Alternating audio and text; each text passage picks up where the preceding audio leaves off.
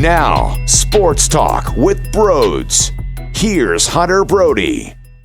What is going on, everyone? Welcome to Sports Talk with Brodes. Definitely disappointing. This was a game the 76ers should have been able to win, even if Joel Embiid was not available. They went to Memphis, they fell 106 to 104, and they had every opportunity to come out victorious. Even though they had 23 turnovers, even though Ben Simmons had 7, even though Ben Simmons was not good enough and did not take charge, they were still crazily involved. Shake Milton was outrageous with 28 points, and he was amazing. He also was getting to the free throw line. Free throws were a big part of this equation as well. Tobias Harris had some buckets late.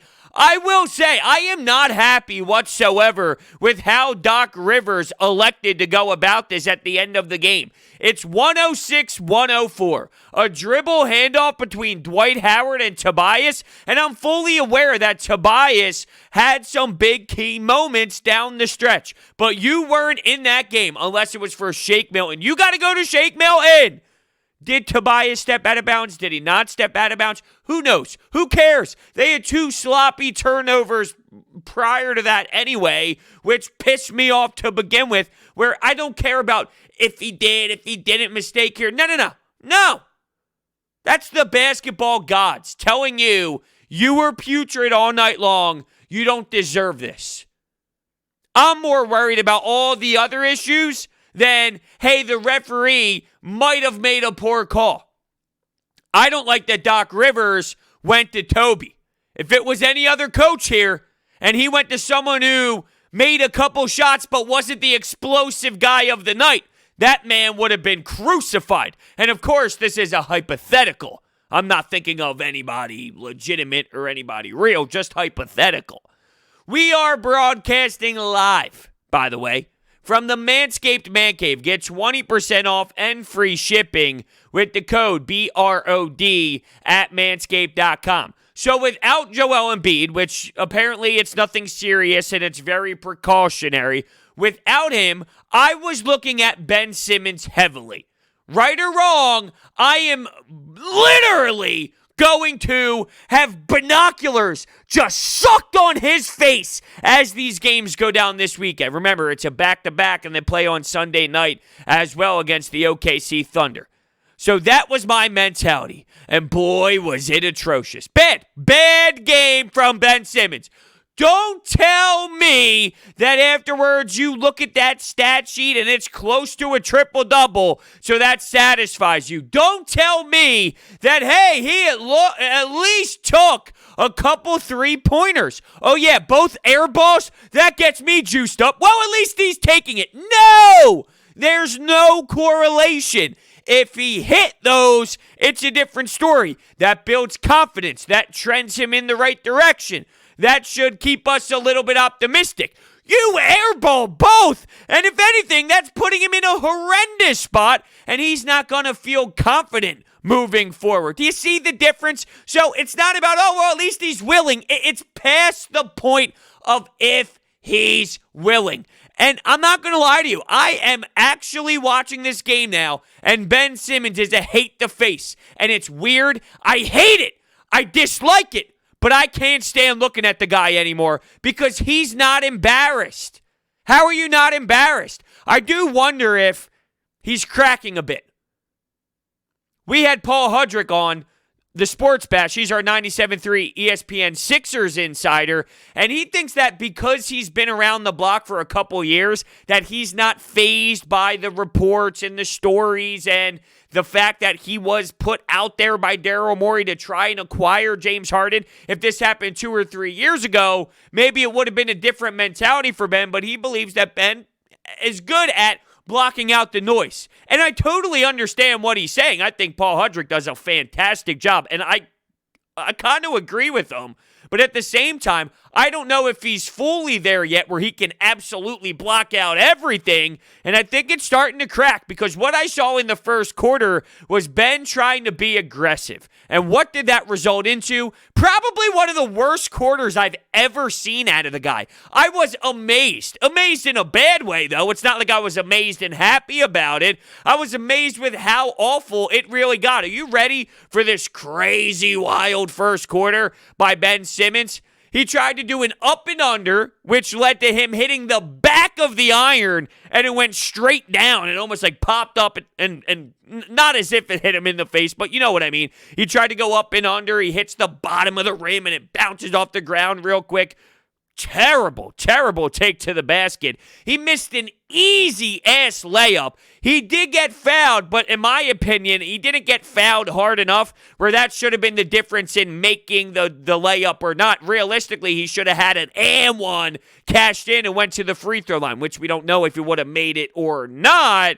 But stop. You can't tell me a soft foul is going to force you to get off of rhythm there. So I was disgusted in that moment. He missed, oh, by the way, when he went to the free throw line, he missed both free throws, which is totally unacceptable. He missed a 1-foot jump shot. He ended up having his back to the basket later on. He did a baby hook way too short. He actually threw the ball at one point at the side of the backboard, and then he airballed a three with the shot clock expiring. I will be fair. It's not as if it was this easy, clean look in rhythm. He knew that the shot clock was winding down. He had to get the ball and release it. But still, it was a hideous-looking shot, and that was the first quarter. Now, in the second quarter, people were a little bit more excited because it was a better effort, and it was a better effort, but it was a better effort because the first was so bad. It wasn't as if we should look at that second quarter and start giving this guy a standing ovation. It was an okay quarter where he ended up going to the free throw line twice and knocking down all four. Congrats! Woohoo! Yeah! Pisses me off. And this is a big transition for me. If you've been around this podcast, you know I said I will not trade him. I think Ben can grow into something special. I'm willing to take the ride, and I'm willing to sink with the ship. Yeah, that was all me. I'm telling you, he's a hate to face now. How can you possibly play this way night in and night out? But everyone was thrilled with the second quarter, even though he was jumping up in the air, leaving his feet, and looking around the perimeter. I seriously saw him dribble, and he's around the free throw line. Take a wild guess on what he did. He passed it out to Dwight Howard for a three. That's what we are living with now out by the perimeter. Ben Simmons trying to find his teammates so much that he's now willing to pass up an opportunity so Dwight Howard can take the three. Seriously, I saw Grayson Allen stopping Ben Simmons. Ben wasn't willing to attack that matchup. Oh, okay. You don't want that? Who would you be okay with attacking, Ben? TJ McConnell? Who? Furkan Korkmaz? Unfortunately, he's on your own team, so you can't. I mean, come on. It's embarrassing. Fourth quarter, he had a fadeaway mini jumper to cut the lead to 4. He was pretty hype about. He also had that jump shot from 3 that was probably 400 feet short. Brutal. Yeah, I'm pissed off. I just can't have this. Joel Embiid steals you games. That's what players do when they reach a certain point in this league. We might just have to all agree that Ben Simmons is not going to be that type of player. He just won't. Joel Embiid stole you that game against the Miami Heat. No one could get going. The offense was just disgusting to watch. It was very poor. He had 20 points in the third quarter. Or was it the second quarter? I forget which quarter it was. Regardless, special effort. 8 of 8 from the field. And he was gross, knocking down all of his free throws. Then in the fourth quarter, late, he's doing fadeaway mid-range jumpers. In overtime, he's getting essentially tackled. 3 guys on him. He's throwing it up in the air. It's floating in. He gets the and one. He finishes at the charity stripe. He steals you games. If you're relying, and with all due respect to Shake Milton, I think we can all agree he's super fun to watch. And when he's making plays like he did tonight, it's great. And I want someone to step up. I'm proud that he's doing it. But if you have Ben Simmons on your team and you are looking at Shake Milton, Tyrese Maxey to make shots for you at the end, don't just see the disconnect. Am I the only one that sees the disconnect? Oh, well, he's playing great D. And look, I used to be on that side. I really was. I snapped. I have snapped. It's trash. It really is. Now, does he have some sort of knee issue? Well, he claims it's fine. And he claims that that's not really playing a factor in what's going on. But I'll tell you what, I am extremely bothered. In the third quarter of this game, at one point, it looked like LA Fitness. Seriously, glorified LA Fitness. Guys are making these crazy passes all the way across the court. No one coming back on defense. Everyone looking lackadaisical. Fun spinoramas. Not like explosive spinoramas where it's because there's such tight defense and whoever's the ball handler is making a great play. No, the Grizzlies are making nonchalant half-court passes, and it's slow, almost as if you're just showing off type spinoramas and taking threes. I'm laughing because I play pickup ball all the time, and it seriously had that vibe that you were just hanging out at the local park, picking 5 guys to play with. Hey, you guys want to play? Although Tyrese Maxey was working hard for some of those moments. He had 1 offensive rebound. That was crazy to me. It just shows the work ethic and the determination of this 20-year-old. Dwight Howard's trying to get the rebound. He can't get the O board. Who but Tyrese Maxey's up there moving his elbows around, getting the ball, getting fouled, going to the line. I was amazed by the effort in that scenario. It was, look, it's the young kid just going out there and balling for sure.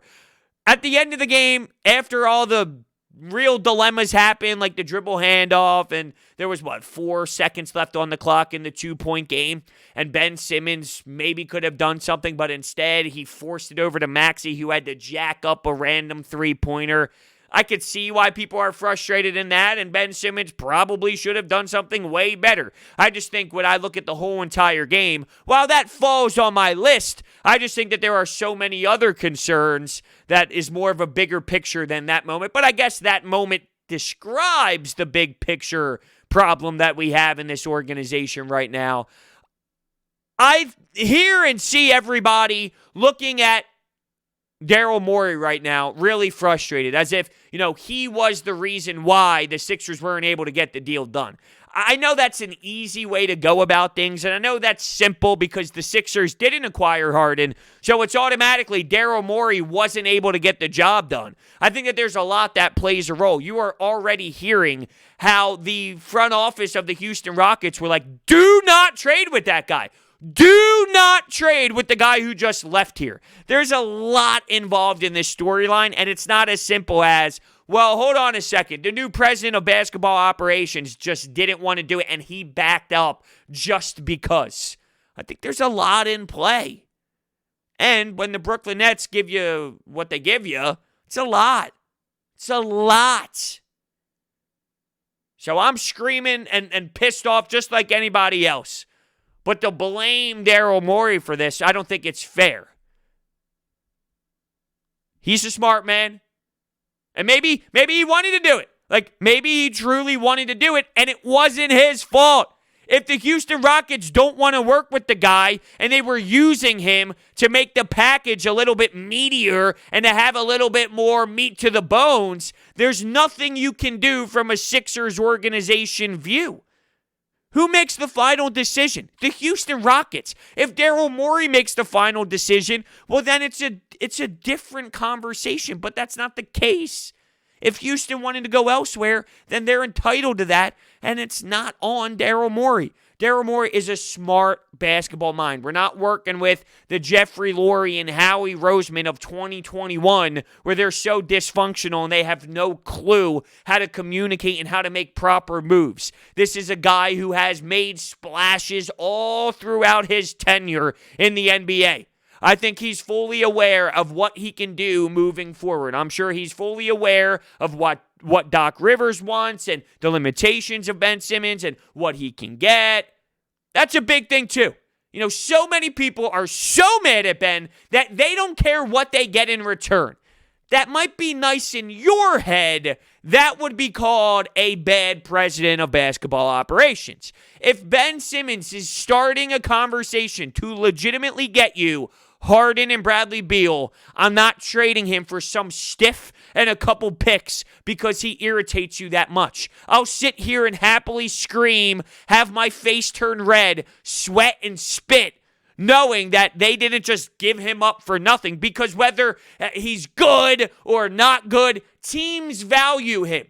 Teams are willing to put stars in the trade deals if they can get Ben Simmons in return. So you don't throw that away for nonsense because you think that he's holding this team back, which I do, but I also know that there's logic involved and there's a smart way to go about business. All right? And that's a reality. Might not be what you want to hear, but that's reality. All right, I want to let you guys know about my friends over at DraftKings. They are the best. The return we have all been waiting for is finally here. UFC's most notorious icon is stepping back into the octagon this Saturday. Be sure to check out DraftKings Sportsbook, the official sports betting partner of UFC, for a shot to turn $1 into $257. That's right. New users can bet $1 on McGregor to win by knockout in the first round, and if he does, you'll be cashing in $257. Bet a little, win a lot. It's that simple. Let's not forget football is in the midst of their playoffs, so head to the app and check out all of their great playoff promotions. Download the top-rated sportsbook app now and use promo code Brodes when you sign up to turn $1 into $257 if McGregor wins by first-round knockout. Place your bet and watch the fist fly this weekend. That's code Brodes for new players to get $257 if McGregor wins by first-round knockout for a limited time only at DraftKings Sportsbook. Must be 21 or older. Pennsylvania only. Restrictions apply. In partnership with Meadows Racetrack and Casino. See DraftKings.com/sportsbook for details. Gambling problem? Call 1-800-GAMBLER. So the finishing stat line for Ben, 11, 16, and 9. 23 turnovers for this team. A couple of them happen late in certain moments in the game or it flat out can't happen. You need to be stronger. You got to make better decisions. Ben coming up half court and trying to find someone, what's it, Tobias Harris over by the wing, and Ja Morant makes this crazy nice save, steal, I should say. It was a great play by Ja. And how about Ja coming back from his injury? I wish we could see him in a more explosive way. I wish he was able to get some games under his belt, and this wasn't his first game back because you could tell that he's coming off of something where he had discomfort. He did have this beautiful fake behind the back pass and took it to the rack, took it to the cup beautifully, finished off the glass. So that was definitely a nice thing to see out of Ja. I think he's going to be a stud. I watched Ja Morant play, and the athleticism is crazy. Although he had to meet Dwight Howard at the rim a couple of times. He's a tall task, no doubt about it. Dwight Howard was able to make a couple how-do-you-do plays, though. He brought the energy for the most part. You saw Tony Bradley come in. Had to go Ben Simmons at the 5 at times, and that's what's going to happen when Joel Embiid's not available. And then also, keep in mind, I keep stressing that power forward position. Well, without Mike Scott, who is also not making the trip due to injury, you're really limited with some options and what you're able to utilize if you are Doc Rivers. The moral of the story is, I'm not happy. Winnable basketball game. We're not able to finish it, and the frustration continues with the man, Ben Simmons, as it should. As it should. All right, let's take some anytime hotline calls. I want to hear from the people. I do. I want to hear from the people. Here we go. Hey, Brodes. Just want to say I love your channel and everything, dude. I've been watching you since day one. My biggest takeaway from this Sixers loss against the Memphis Grizzlies is in the final moments, why wouldn't you give the ball to Shake Milton? Man dropped 28 points in the game, and you wouldn't give the final shot to him when he clearly was the hottest guy on the team? I don't know, bro. Let me know what you think. Yeah, that's a great point. That's a fantastic point. The head coach over the last couple of years has been heavily destroyed by the fan base for making poor decisions. I think it's only fair to look at Doc Rivers and say, I don't like what he did. Now, I can get behind the logic of it. Like, I understand where he was thinking. It's not as if he drew up a play for Matthias or Dwight Howard or somebody who is a stiff and had no relevance to the game, Isaiah Joe. He didn't draw up a play for those guys. He drew up a play for Tobias Harris, who had moments in this game in the fourth quarter that were important. But if you want to look at this the other way, what has been Tobias Harris's struggles last season and a little bit early on this year? Overthinking, trying to do too much, right? Like a dribble handoff between Dwight Howard and him where he was on the floor. I think that's exactly a scenario where you don't want Tobias Harris. Overthinking, trying to do too much, looking for the perfect play. When the game is simplified for Tobias Harris, he becomes a better player. I don't know if that's really a simplified spot for Toby. Shake has better ball handling skills, able to actually work off the bounce, create his own shot. I think you have more out of Shake Milton, and as the caller already mentioned, he had 28 points. So I understand why he thought of Tobias Harris, but that doesn't mean I thought it was the right decision. You had someone who carried you to that point all game long. And I know that the Grizzlies are aware of that. I know that the Grizzlies put more focus and more emphasis on Shake Milton at one point because that's how this game works. But you're talking about calling a play and getting a play for one of your better guys. That's also how this game works. You get the ball in the best man's hands that night. Let him go to work. Let's see what happens. Let's live with it. If Shake Milton failed there, I'm okay with that. I can live with it more because it made more sense to go to a hotter guy that kept you involved and engaged in this game. I'm glad someone pointed that up. I am. A lot to unpack on this one, Brodes. Bold prediction, I don't think Simmons is going to be here by the trade deadline, or at least the very start of next season. And, yeah, I just feel like he's going to get traded for someone. Whoever becomes available, if it's Bradley Beal or someone like that. Because it seemed like he went to this game trying to be really aggressive, and it was just kind of too much and didn't really work for him. And at a certain point, it doesn't matter if he's taking the shots, because if he's airballing them like that, it's just bad. Love what I'm seeing from Shake. He's a stud. And Tobias Harris picked up late. I like the comeback they made. But ultimately, it was all for nothing. And I understand why Tobias got it in crunch time, but I would like to see Shake get it. Okay, back-to-back callers going after the head coach for making a decision that they didn't like. All right, as long as you keep it 100, you know that I'm cool with that. Yeah, the credit thing is interesting. Do they get credit for fighting back?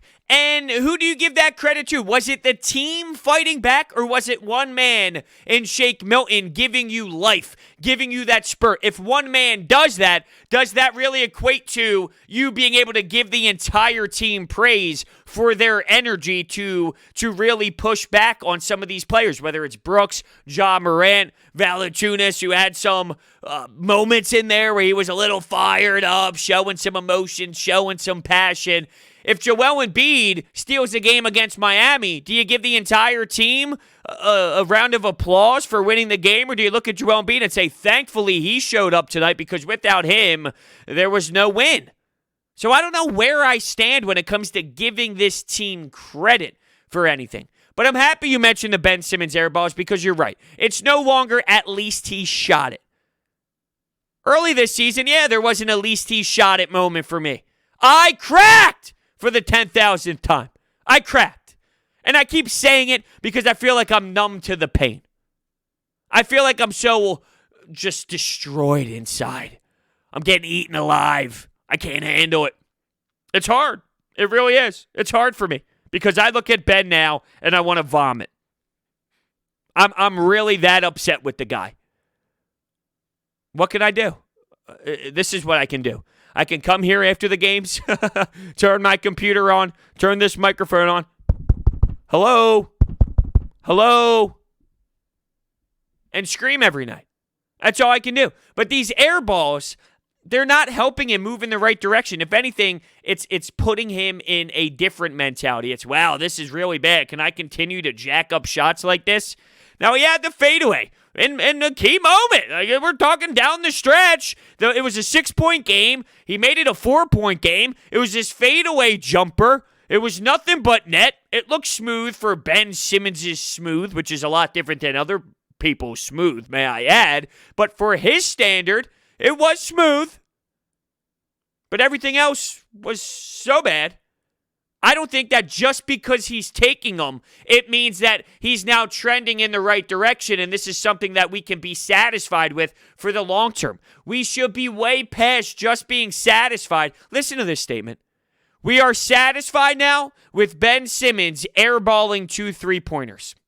The other team wants that to happen. You're allowing the other team to get exactly what they want. And that's why I have this debate all the time when it comes to Giannis.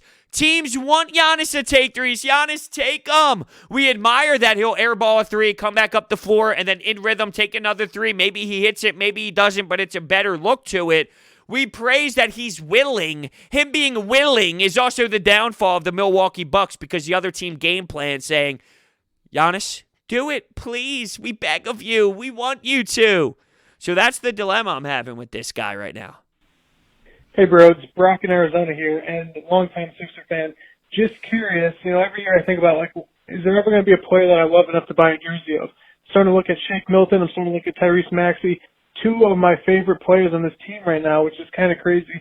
And I'm thinking, can we make this trade? Ben Simmons is tanking his trade value. We're going to have to at least include one of those 2 players.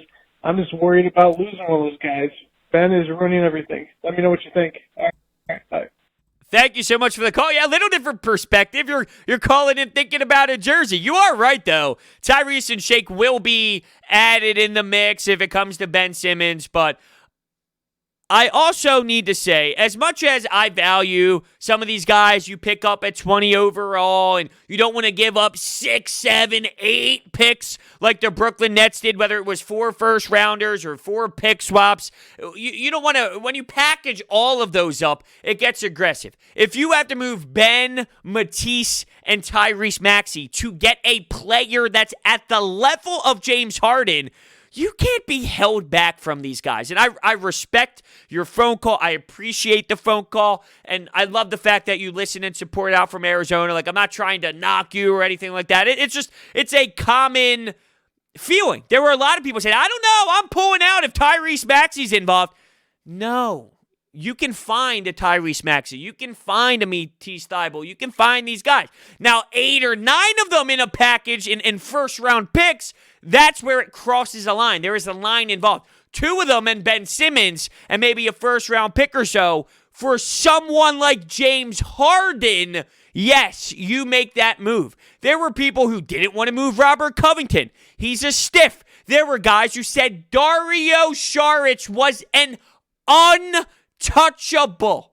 An untouchable? I feel we fall in love with these players. And Tyrese, Shake, these guys are significantly better players than Dario Saric. But my point is, we fall in love with some of these role players, with some of these role pieces. And I know Tyrese Maxey is going to grow into something nice. You have to be willing to give up something nice, though, to get a star in return. You don't just give up nonsense. This isn't NBA 2K where you can move the meter down on the difficulty level and start making trades with the computer that's on easy. At some point, you got to look at your roster and say, okay, what will it take to acquire a Bradley Beal? So in terms of the jersey, I would say wait, because I do think something is going to happen at some point. When it comes to being upset or being okay with the move, depending on what the full package is, of course there needs to be a lot of context involved, but if one of these players gets sacrificed and you have to make that decision, but you acquire someone who is an actual stud, a bona fide stud, well then let's look at the positive here. You're getting that. Not surprised that they lost at all. Ben Simmons, I don't know why we didn't do that trade for Harden. Ben Simmons is awful. 7 turnovers can never happen. He can't, every time he attacks the basket, it looks like he's scared to put up a shot. Like, he's just scared. He always looks for the pass. He always drives, jumps, passes. And then the last play of the game, at least shoot it. I mean, Tyrese Maxey had no chance there. Like, at least shoot it. If you airball, because we expect that. But don't be scared. He's scared, and that's the worst sign you could see from a player. Sixers, we need Joel Embiid. That's all I can say. We do need Joel Embiid. And there was a time where I truly looked at Ben and said, when he develops, that's when this team is going to truly take that step. And I think because of the nature of the game, because the center is so rare now, and you don't have that type of guy normally, you have perimeter play, a lot of three-point shooting. I always thought that when Ben Simmons really turned his game around and became the player that we all anticipated him becoming, which I don't think is ever going to happen at this point, but when I had those expectations, I thought that is when this team would take that next step. Joel Embiid has elevated way more than I ever could have imagined as a center in today's game, to the point where it's Joel Embiid's team, and it's pretty evident when you go up against the Memphis Grizzlies squad and Ben Simmons is struggling to this degree. This is why I say what I say about postseason ball. If this is what it looks like now, good luck in May. Well, whenever it is this year, whenever those playoffs come around. I know they got pushed back a little bit later, if I remember correctly. So good luck. Because if Dylan Brooks, Ja Morant, Valanciunas, this team is going to shut down Ben Simmons and make him uncomfortable and get him to struggle around the basket, where he has no touch, where he has no sort of comfortable game, what's it going to be like when you're playing real talent in a 7-game series? It's going to be awful. It's going to be 400 times worse than what you just witnessed. And you're going to have to rely on a 20-year-old Tyrese and a super young Shake Milton to carry you throughout. Well, I guess Joel Embiid. I guess that's not fair. That's not fair, because it would be Joel Embiid in those moments for sure. But your secondary pieces, your Robin, are those guys ready to be Robins in playoff moments? They're super young. And that's no disrespect to them. It's a grown man's league. And I think Shake's going to have some baller moments. I think these guys are going to have some nice moments because they're showing that they're unafraid of the moment. They're showing that they can play in this league and they have some swag. There's just going to be a lot of teaching moments as well because that's the nature of professional sports. Brodes, what's going on, man? Love the show, man. I appreciate everything you do, all the news you bring for Philly sports, man. But look, I want to talk about the last 2 minutes, and not everything in detail. But if you watch the game, why didn't Shake Milton have the ball in the late seconds of the game? Why? Why did Tobias Harris run baseline and step out of bounds? Why? Doc Rivers, why would you call a dribble handoff for Tobias to step out of bounds? Now, granted, Doc couldn't control that. Yeah, real quick. You think, I'm just picturing Doc Rivers on the sideline with the whiteboard. He's like, all right, this is what we're going to do. Dwight, you stand here. We're going to have a dribble handoff to Tobias. Step out of bounds right around here. And when you step out of bounds, we'll be in a good spot. As if that's what he actually drew up. That's pretty funny. That's what I just pictured the way you said it. But then you have on the other end, now, Dwight Howard, we can't expect much for Dwight Howard. I'm going to touch on that. He went to the line twice, missed all his free throws. So that was 4 points that was left on the board. And then you have Ben Simmons late game, passing. Ben Simmons, I don't care, shoot the rock. Shoot the rock. I got a better idea. Should he be out there? Should he be out there? Is that where we're at? Are we questioning if your guy, Ben Simmons, should even be out there? Now his defense is so big. His defense is so important. Okay. Put the ball in someone else's hands then. Right? I mean, seriously. And I think that's where we're at. You might not be able to use him when it matters most. Huh. Hey, that's a problem, people. Hey, Brodes. That was a little heartbreaking. That kind of was a little painful. But the main thing I want to talk about is Ben Simmons and how many times he's going to drive in and pass the stupid ball out. Like, what is that? That's not effective for everyone. He's so passive when Embiid isn't in. That's the time to be aggressive. He should be passive when Embiid's in. It doesn't make any sense. Yeah, the thing about the passing, like, there are times where, like last game, for example, right? So, who did they end up playing right before this one? Was it the second Miami Heat game? I'm losing track of what the last game was. Hold on here. I got it on my notes. Nope, that's a Flyers win. Oh, did I say Flyers win? Yes, I did. Regardless on who it was. I thought Ben Simmons, he had the triple-double, and he ended up having like 10 points, and everyone was disgusted with it, but he had a decent game. Regardless of what the stats said, he had a decent game, and the reason why they shot 40+% from three was because Ben Simmons had such great drives to the basket and kicked it out. He is good at that. And there are times where it is very beneficial to this team. There are also times where you have to go to the basket. You have to keep your offense going to the cup. You need to keep their defense honest. At some point, if they realize you're constantly doing the same thing, they are going to make an adjustment. They are going to realize, and if they know you're never going to look at the rim whatsoever, if your eyes are never going to go in that way, well, then it's so much easier to play a team. So I get why you say that. Like when he leaves his feet and he turns around and he tries to look for a pass, that's a different scenario. I don't hate every time Ben Simmons finds a teammate because I see moments where Danny Green is wide open and he gets a beautiful look with a ton of space in front of him because of what Ben Simmons does. There's a reason why I have been in love with this game for so long, because he has attributes that are very successful and can help the team out, and he still does those. The problem is the people that are still on the positive side says, why do you have to focus on the one negative? Well, because the one negative is holding this team back. You don't have to sell me what he does well. I firmly believe in everything that he does well. That's why I was on your side for so damn long. But you can't pretend that that doesn't matter. Well, appreciate his passing. Well, appreciate his defense. Well, appreciate this and appreciate that. Well, how about you stress how important the one flaw is? Because there's two sides to this.